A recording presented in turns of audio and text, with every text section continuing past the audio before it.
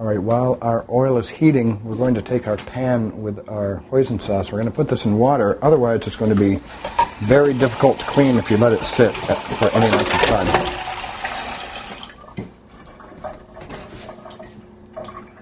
All right, while this is heating, we're going to go and give our oyster chicken just another little flip here. Make sure we have nice bits of vinegar all over.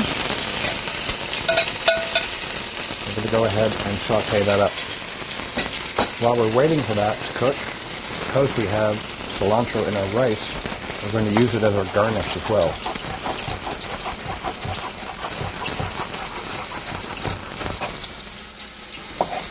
We're going to go ahead and cut our cilantro.